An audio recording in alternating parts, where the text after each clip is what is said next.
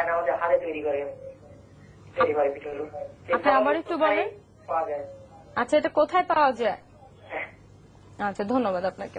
এটা যে কোনো গ্রাম নিউ মার্কেটের পিছনেও আছে, বিভিন্ন ইয়েতে মানে বাজার টাজারে, যে কৃষি মার্কেট, বিভিন্ন মোহাম্মদপুর বাজার, ওখানে সব জায়গায় পাওয়া যায়। যে কোনো বাজারে মাটির দোকানগুলোতেই পাওয়া যায়।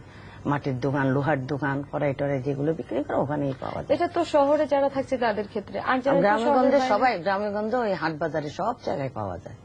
এটা একদম সহজ জিনিস, হাতের কাছের জিনিস সব। আচ্ছা, তার মানে এগুলো পাওয়া যাচ্ছে। একটু যদি আপনি খেয়াল করেন তাহলে আপনি নিতে পারবেন। দুষ্প্রাপ্য না এগুলা। আচ্ছা, এগুলোর প্রাইস কেমন হতে পারে? এক এক জায়গায় এক এক রকম। এই তো 20 টাকা 30 টাকা এটা একটা, আর এটা 20-30 টাকা। আর এগুলো তো নিজে তৈরি, আর এগুলো 5 টাকা করে না, সবগুলো 10-5 টাকা। যেগুলো এই যে পিঠা তৈরি, চাউলের পিঠা তৈরির জন্য বেশি দামি জিনিসের প্রয়োজন পড়ে না, মানে খুবই সস্তা, সস্তার মধ্যেই এই পিঠাগুলো তৈরি হয়। আচ্ছা, এরপরে আমরা আর কি কি দেখো? ওই ছাঁচগুলো যদি আমরা দেখাতাম স্টিলের। হ্যাঁ, এইগুলো হলো বললাম ছাঁচের তেলের উপর ছাঁচের পিঠা দিয়ে করা হয়। এটা যেদিন করা হবে আমি ওই দিন আর একটু সুন্দর করে বলে দেখাবো, কারণ পিঠাটা এনে দেখালেই বোঝা যাবে, না হলে বোঝা যাবে না। এটা দিয়ে তেলের মধ্যে একদম গরম করে আমরা দেখি আজকে জাস্ট আমরা উপকরণ। এটা হলো এই ফুলঝুরি বা ছাঁচের পিঠা বলে, কেউ কেউ ফুলঝুরি বলে। এই পিঠাটার জন্য এই ছাঁচ দুটার দরকার পড়ে। খুব ভালো, সুন্দর। আমরা তো তাহলে উপকরণগুলো জেনে নিলাম। আচ্ছা, এখন নামকরণের দিকে যাই। ভাপা পিঠা কেন বলা হয় এটা সবার আগে জানতে চাই। ভাপা পিঠার ক্ষেত্রে ভাপা পিঠা হলো বাফের মধ্যে সমস্ত জিনিসটা হয়। আচ্ছা, হ্যাঁ। এটা বাফা মানে চাউলের গুঁড়োটাকে পানি দিয়ে মিশাই রেখে দিলাম, সেটা ভাপের মধ্যে দিয়ে মিনিট 2-1 মধ্যে 3-1 মধ্যে আমরা বের করে নিয়ে আসতেছি। এটাকে তার কোনো নাম দেওয়া যায় না, সেটা বাফের পিঠাই। আচ্ছা, আর এছাড়া আরো যে অনেক পিঠা, আমরা যেমন ফুলঝুরি বললাম মাত্র, ফুলঝুরি এই যে ফুলের, এই যে এটার কত খাস কাটা আছে, কত মানে এটা কত, এইটা ফুলের মতো আছে, মাছ কাটা আছে, সবগুলো কিন্তু আমি যখন একটা ইয়ের মধ্যে ডুবাই, এটা এখানে নকশা পিঠার মতন করতেছি, ওই জন্য এটা ফুলঝুরি নাম হলো। এটা দেখতে একদম ফুলের ইয়ের মতো, থোকা ফুলের মতো লাগে যখন পিঠাটা বানানো হয়, ওই জন্য এটা ফুলঝুরি। বা আমরা ছাঁচের পিঠা বলি, ছাঁচ দিয়ে তৈরি করে বলে, কেউ কেউ ছাঁচের পিঠা বলে। আচ্ছা, আমরা যদি একটু এদিকে এসে আবার উপকরণগুলো বলে দিতাম তাহলে ভালো হতো। হ্যাঁ, এখানে থেকে। হ্যাঁ, ঠিক আছে।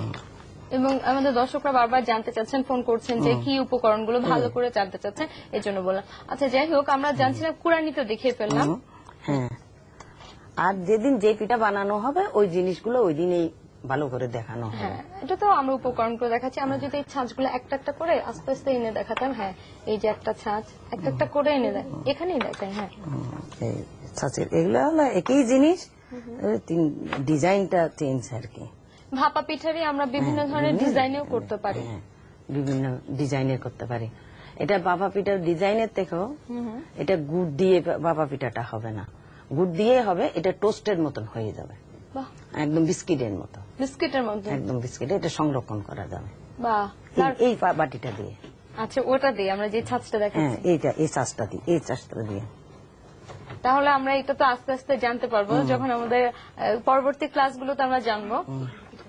আজকে আমরা কিভাবে শুরু করবো? আমাদের আজকে আমরা কোন পিঠাটা দেখাবো? আমরা আজকে দেখো একদম সহজ একটা পিঠা, শুধু পানি আর ময়দা দিয়ে মিশ্রণ করে মন্ড তৈরি করে ভালো করে মথে, এটা শুধু চুটকি করে, মানে চুটকি বলে, আমাকে চুটকি মারতেছে, ওই জন্য এটা পিঠাটার নামও হলো চুটকি পিঠা।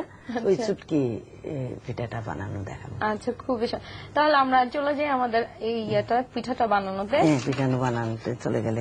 আচ্ছা, আমরা প্রথমে কি করছি? প্রথমে পারিয়ে একটু ময়দা নাও। আচ্ছা, আমরা যদি আরেকটু এদিকে এনে দেখাই, আপনি ওদিকে থেকে। হ্যাঁ, এদিকে করো, একটু পানি দাও, আর দরকার নাই না, মানে এটার কোনো পরিমাণ দরকার হয় না। আমার ইচ্ছা মতো ময়দা নিলাম, পানিটা নিজের মানে ইয়েটা ময়ানটা যতটুক লাগে অতটুক শক্ত, একটু সফট, একটু শক্ত ইয়ের মতন করে নিতে হবে আর কি। এটা মনে হয় একটু একটু করে পানি দিতে হবে, তাই কি? একটু একটু পানি দিয়ে আমরা যে এই যে পরোটার জন্য মাখিয়ে করি, এই যে ময়দা ময়ানটা তো আমরা রুটির জন্য করছি। রুটি ময়ানটা তো রুটির জন্য করতেছি, ওখান থেকে ওই রকমই করে নিতে হবে শুধু। ওই জিনিসটা করার পর এই টাইপের হয়ে যাবে। তখন দেখো আমি একটু নিয়ে দেখাই, এটার মতন তো হবে।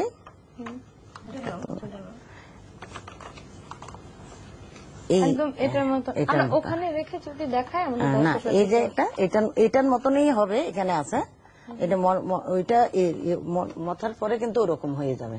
তারপর এটাকে অল্প একটু নিয়ে আমরা টিভি দেখতেছি, গল্প করতেছি, বা ওখানে রেখে আমরা একটু যদি করে দেখাই।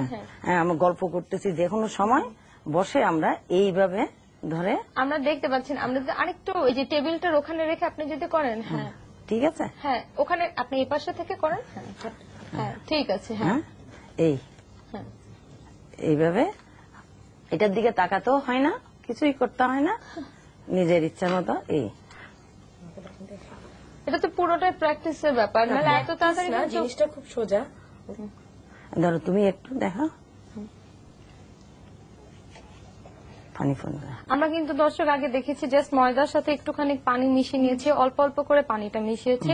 ময়দাটা আমরা যেমন রুটির জন্য বেলে, মানে রুটি করবার জন্য আমরা যে ময়ানটা করি, একদম নরম ময়ানটা করি, সেটাই আমরা করছি এখানে, তাই তো?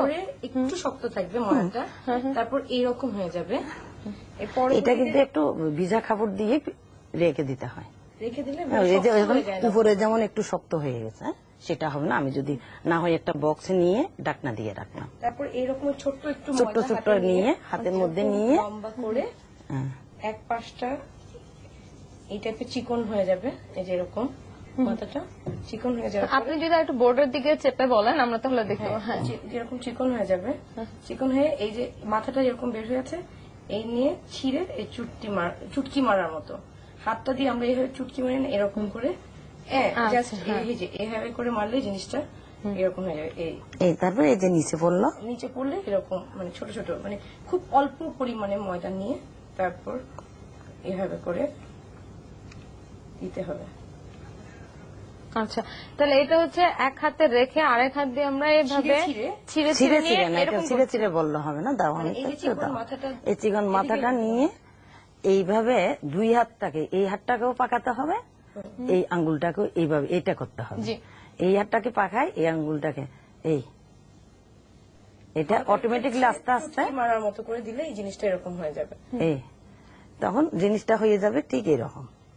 বাহ, আচ্ছা, এটা তো অনেক ছোট ছোট দেখছি, এগুলো কি বড় হয় না? না, বড় একটা আছে, এটাকে চাউলের গুঁড়ার থেকে করা হয়। তারপরে এটা আমি রোদে শুকাবো, করানোর পরে রোদে শুকাবো, রোদে শুকার পর তারপর ভাজবো, তাওয়াতে ভাজবো। তেলে নিয়ে এরকম এই রংটা হবে, গোল্ডেন কালার হবে। আচ্ছা, আমি একটু বলি। হ্যাঁ, প্রথমে আমরা ময়দা আর পানির মিশ্রণটা করলাম, হালকা ময়ানটা করে নিলাম, ময়ানটা যেন একটু নরম হয়, রুটি বেলবার মতন হয়। এখন অনেক সময় রেখে দিলে সেটা শক্ত হয়ে যায়, আমরা কাপড়ে পেঁচিয়ে রাখতে বলছি। না, বক্সের ভিতরে, ঢাকনা বক্সের মধ্যে রাখলে হয়। আচ্ছা, আমরা বক্সের ভিতর রাখছি, তারপর একটু লম্বা আকারে করে নিচ্ছি একটুখানি আটার একটা টুকরো, তারপর সেটাকে আমরা হাতে এরকম করে, হ্যাঁ, লম্বা আকারে, মাথাটা এক মাথাটা চিকন, এক মাথাটা চিকন, এক মাথাটা এরকম মোটা। তারপর এটাকে এই দুই আঙ্গুলের মধ্যে এটাকে ধরবো, আর এদিকে দুই আঙ্গুলে এটা ধরে এইভাবে একটা চুটকি মারার মতো করে এইভাবে মারবে। এটাই হচ্ছে টেকনিকটা। পরে এটাকে রোদে শুকিয়ে তাওয়ায় তেলে এই কালারটা গোল্ডেন কালারটা হবে। আচ্ছা, তাওয়ায় আমরা কি তেল দিয়ে টালবো নাকি? না, শুকনা ড্রাই কড়াইয়ের মধ্যে, তাওয়ায় না, কড়াইয়ের মধ্যে ভাজতে হবে সুন্দর করে। এটা ভাজতে হবে তাওয়ায় তেলে নিয়ে, যতক্ষণ গোল্ডেন না হবে ততক্ষণ ভাজতে হবে, তেল ছাড়া। আচ্ছা, এবার আমি তো মোটামুটি বুঝলাম, আমাদের যারা টেলিভিশন সেটের সামনে শিক্ষার্থী আছে তাদেরকে আপনি পুরো প্রণালীটা একদম এক এক করে বলে দেন, আমরা এর ভিতর কিছু আপনি শুধু বলে দেন। সেটা হলো, ময়দাটাকে প্রথমে একটা বাটিতে অল্প একটু ময়দা নিব, ময়দা নিয়ে একটু অল্প অল্প করে পানি দিয়ে তারপর এটাকে ময়ান করব, একদম ময়দার খাই ধরার মতন করে নিয়ে নিব। নিয়ে ওইটাকে ছোট ছোট হাতের মধ্যে নিয়ে, হাতের নিজের ইচ্ছা মতো আঙ্গুল দিয়ে ছোট ছোট করে একটা থালি বা একটা পেপার, যে কোনো জিনিসের মধ্যে ফেলাই এটা কেটে নিব। এটা কেটে নেওয়ার পরে এটা আমরা রোদে শুকাবো। রোদে শুকানোর পরে তখন আমরা আবার ইয়ে করব। তা কড়াইয়ের মধ্যে ভাজবো, যে এমন ভাবে আস্তে আস্তে চুলাটা ছোট করে ভাজবো যে